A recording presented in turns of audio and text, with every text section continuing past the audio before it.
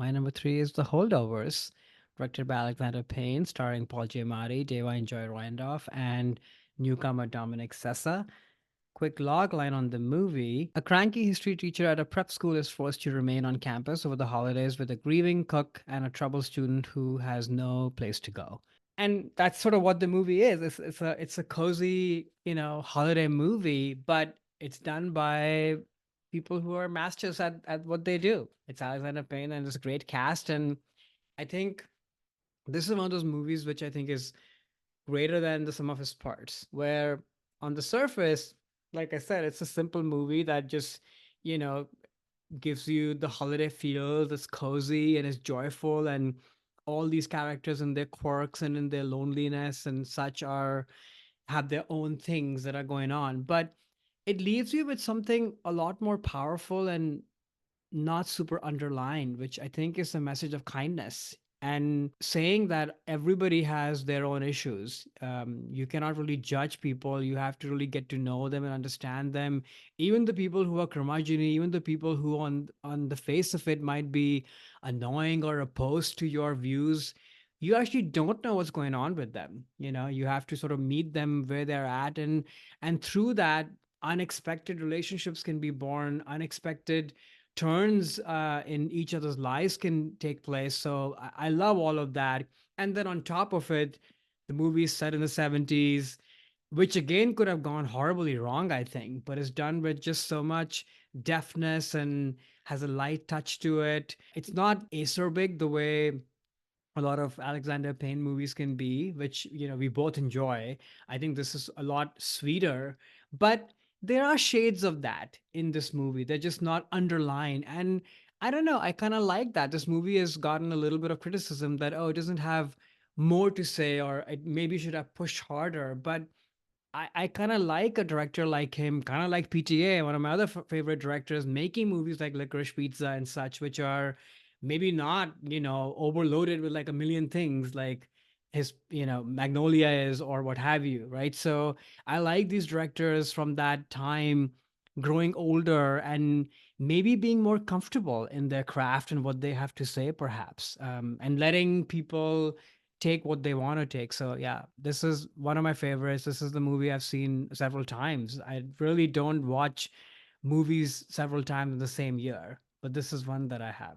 Yeah, I've actually watched this twice myself, and this is Yeah. actually my number two movie of the year. Yeah. So we can continue to talk about the holdovers a little bit. Yeah, as folks know from our Alexander Payne episode, I am also a big fan, like Karan is, of this director, and I think this is him just hitting a home run in the area that is he's very good at. This is his bread and butter, and he knocks it out of the park on this. I think you hit it the nail on the head. It's about kindness, it's about empathy, and that's why it works really well as a holiday movie because it's Hmm. really thinking outside of yourself and trying to be in someone else's shoes and understand where everyone else is coming from, which is that holiday spirit. I think is a lot of part of that, like finding love and forgiveness and kindness in other people. And this movie just does a fantastic job at it. And I just really just want to call out that the acting, like Paul Giamatti and Dominic Sessna, are just incredible in these roles, especially Giamatti, who has been in Payne movies before. Hmm. And I mean, obviously, Sideways, just an incredible performance. But in this one, I really do think this is the perfect encapsulation of what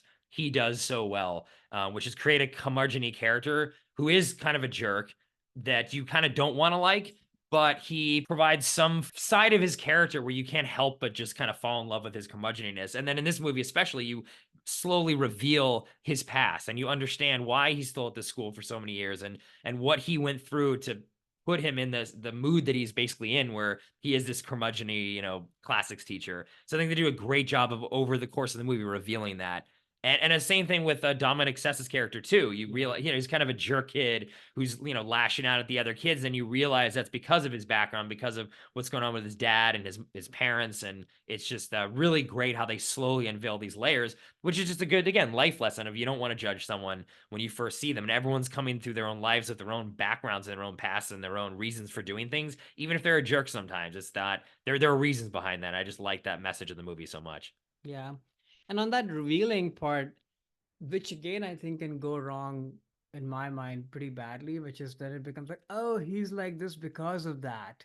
Oh, he's like this because this thing happened to him earlier, which might be the truth, but I don't know, it can sort of feel shallow and hollow.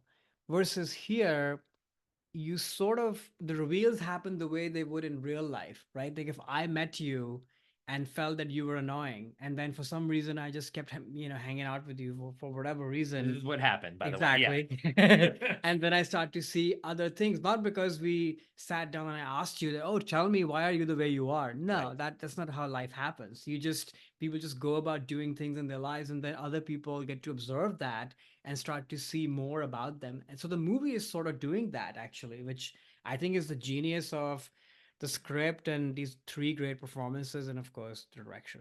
Yeah, exactly. And I think on the direction side of it too, I loved how they set this movie in the early 70s, I think 1970, 1971, and Hmm. they made the movie look like it was made in that year too. They added film grain. Actually, this movie was shot digitally, which Hmm. is crazy to me. And apparently Alexander Payne and the DP realized that to get the look of the 70s movies, they couldn't use film because that film stock didn't exist anymore. And actually, it was easier to recreate it digitally than it was to track down this stock and get it developed and all these sort of things. And I just love, again, not only the look of the film visually, but some of the editing techniques. There's that amazing zoom when Paul Giamatti's like walking out, like, Yeah. screen for Sessa's character. And it's just like this quick zoom out. It's just amazing. Like the movie does feel like 1971. Not that I lived in that time.